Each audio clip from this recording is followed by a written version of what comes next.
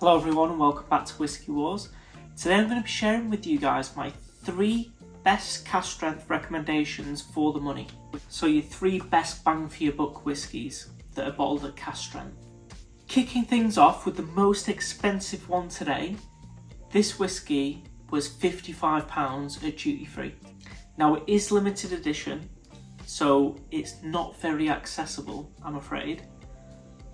But it is a Campbelltown whisky. It's 10 years of age and it's the Glen Scotia 10 cask strength.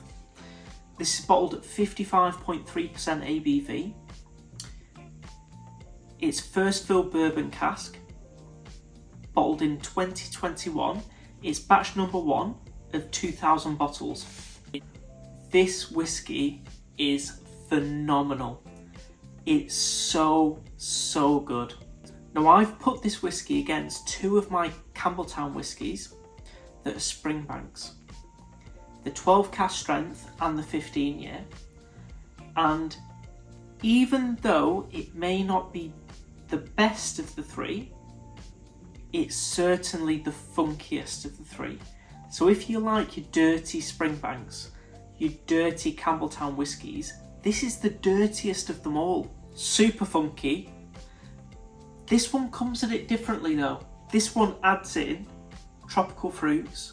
You have marmalade jam, pineapple, papaya, passion fruit, but you also have a burnt toast, a burnt brown bread toast on there.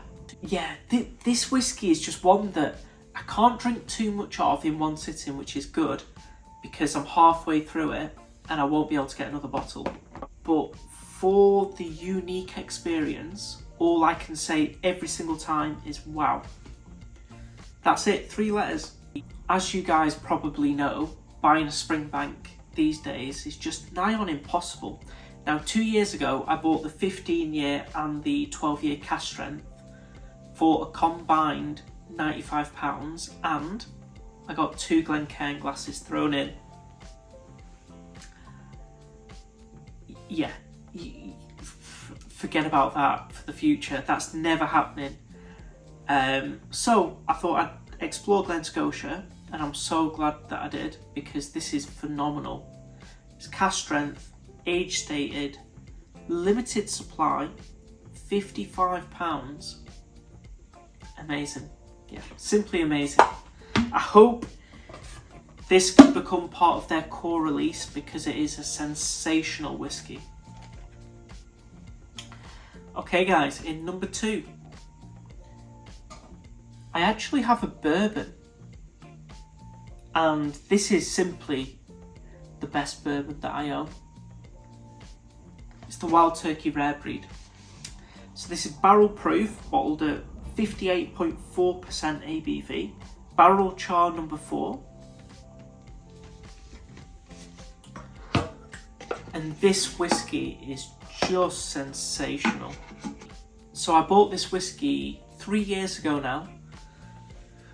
Now I did buy it for £33 in the UK. Unfortunately, you can't find it for that price anymore. It's now around the £50 mark in the UK. Although I do recommend looking around because you can pick it up for the low 40s. Well worth the money.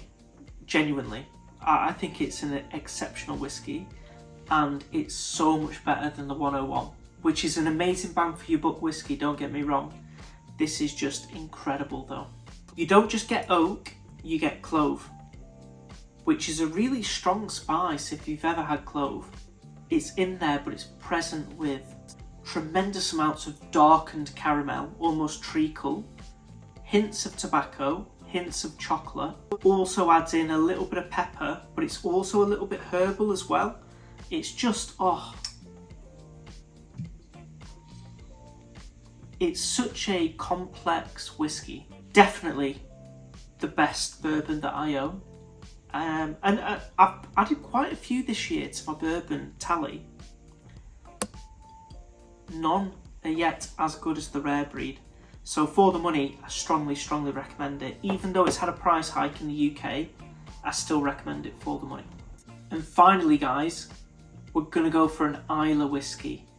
Now this whiskey, I actually picked it up for £32 in the UK, but that was a couple of years ago. It's a bit more expensive now, unfortunately, everything is.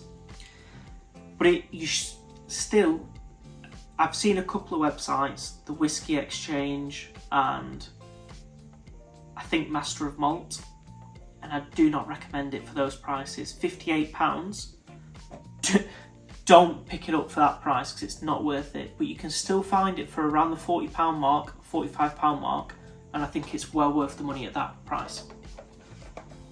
This is the Finlagen, bottled at Cask Strength, 58% ABV. This is how the bottle looks. We're almost at the end. Now to me, no one knows exactly, because they won't release the details on what whiskey this is actually from, what distillery I should say. But for me, this really tastes like a young Lagavulin. I get that soot and ash, but I get the leather. And the leather is the giveaway for me. This combination of this caramelized, toffeed leather with the ashy quality, it just screams Lagavulin for me. It's genuinely such a nice whiskey and really, really overlooked. It really does pack a punch. It's full of flavour, but it's good quality as well. And I think if you can get a Cask Strength Lagavulin for around the £40 mark, why would you not go for it? It's really nice. Okay guys, these are my 3 best bang for your buck Cask Strength whiskies. These are my 3 recommendations. We have the Glen Scotia 10 Cask Strength, although this is the one out of the 3 that's really hard to find. Possibly impossible now, I don't know. I picked it up a couple of months ago, £55. For the money, exceptional. I really hope one day it's part of the core range. We have the Wild Turkey Rare Breed. The intensity and complexity of the flavours in this bottle is truly something incredible. I really recommend this whiskey. And then finally we have an Islay whiskey, and as you guys know, I love Islay whiskies. This one at Cask Strength is probably the best that I've had for the money. And by the way guys, when I say for the money, I don't recommend picking this one up for, like I say, the Whisky Exchange has it for £58. I don't recommend it at that price. I think it's a poor price. If you can find this for close to the £40 mark, go for it. It's so good. Very much worth the money at that price. But be careful for the prices that you pay. Always please shop around. If you like the video, please like the video and don't forget to click that subscribe button down below.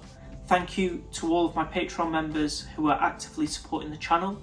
I really do appreciate each and every one of you. And finally, thank you to everyone who's watched this video, and I hope to see you all for the next Whisky War.